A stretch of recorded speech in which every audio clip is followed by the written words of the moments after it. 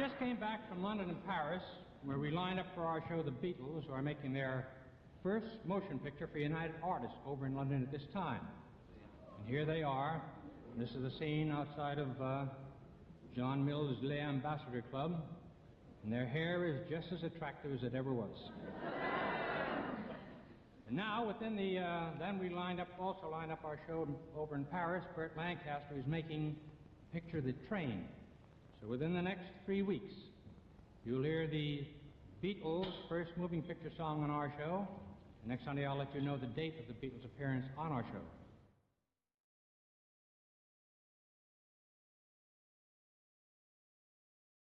As all of us on our show like the Beatles so much, they're really four very well-mannered youngsters, and I think that's what American youngsters recognize in them. And now, I'm going to take you right now to London, where the Beatles made their first United Artists motion picture, A Hard Day's Night. I want you to meet them again, and then after the interview, I want you to hear them sing.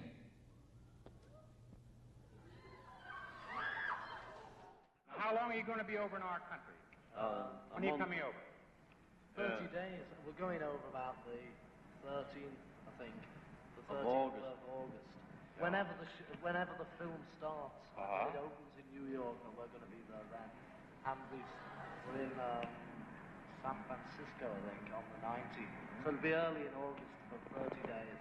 Then you're going to do a tour of about 25 American cities? Yeah. 25 in 30 days.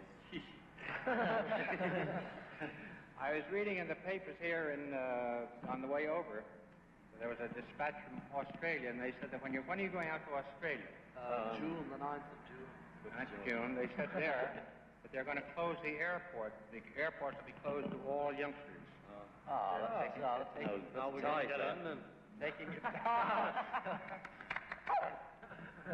Well, I'll be looking forward to greeting you again in our country. Thanks. In the meantime, it's been so very, very nice seeing all of you here, and if you want to see you again. Yeah, it's great to see you, Ed. Because over and over again, in all of the correspondence and all of the comments through the country, the unanimous opinion of all who saw you was you were four thoroughly nice youngsters. Oh, thank you. And I think that is actually the basis of your tremendous popularity. Often I see you back home. Yeah. Goodbye. Thanks a lot. Give our regards to everyone over there. That's really funny noises you make, all of you youngsters. Make believe I were a Beatle. How would you salute me if I were a Beatle?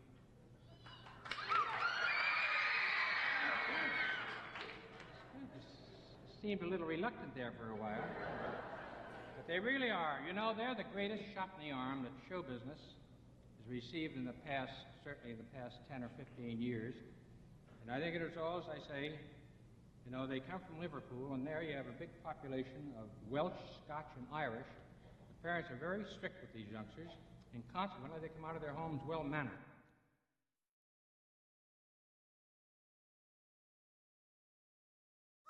Thank you. I'm going to make you a little Beatle. How does my little Roman Beatle look, okay?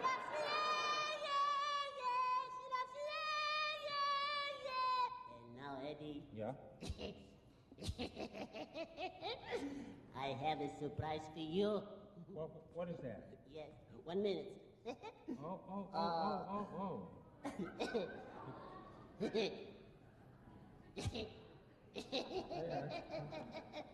Ringo, kiss me goodnight. Now,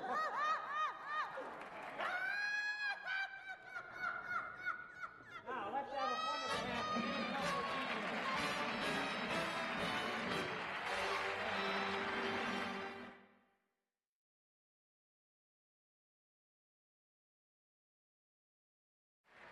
And just before we left the coast, the Beatles were decorated in London by their Queen, Elizabeth, with the Order of the British Empire. And columnist Royce Breyer in the San Francisco Chronicle suggested our show should be decorated too for discovering and bringing the Beatles to United States and Canadian audiences and stardom back on February 9th, 1964. Here's the way they looked then.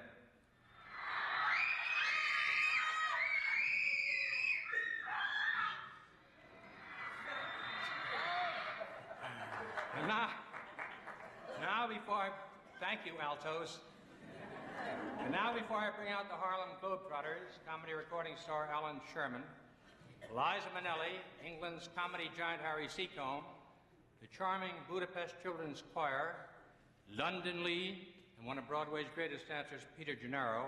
Right now, a word from Dristan decongestant tablets.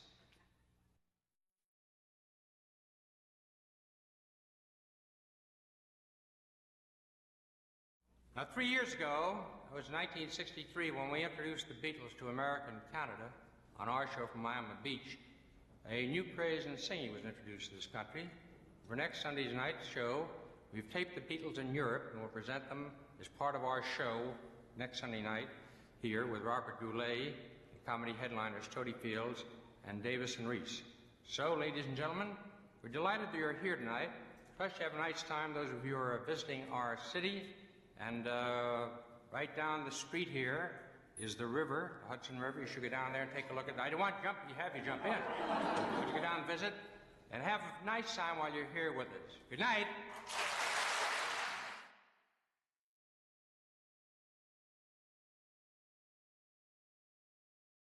Now, before you enjoy Dinah Shore, the Four Tops, and Sergeant Barry Sadler from Vietnam, this word about a fine product. Hello. See these little fellas? They're the Beatles. Inflatable Beatles. They're yours, the four of them, for just $2 and 2 wrappers from Dove or Lux or Lifebuoy. So you'll find the Beatles at your supermarket in this display. Here's John, Ringo, George, and Paul. For full details, visit this display at your supermarket and have the Beatles, all 4 of them, for your very own.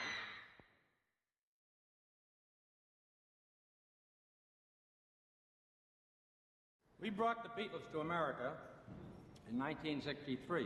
Now, they can't be with us in person on our show December 10th, when CBS and Mayor Lindsay will be naming this theater after our show. But they sent this cablegram from London, and I'd like to read it to you. Dear Ed, winter has come once again to our Great Britain. We sit by our fires warming our feet. Stop, we send all love to you and everyone looking in. We are happy to be on your show. You too. Stop, have a beautiful Christmas and a sincere New Year. Love, the Beatles. Now, it's signed by John Lennon, Paul McCartney, Ringo Starr, and George Harrison.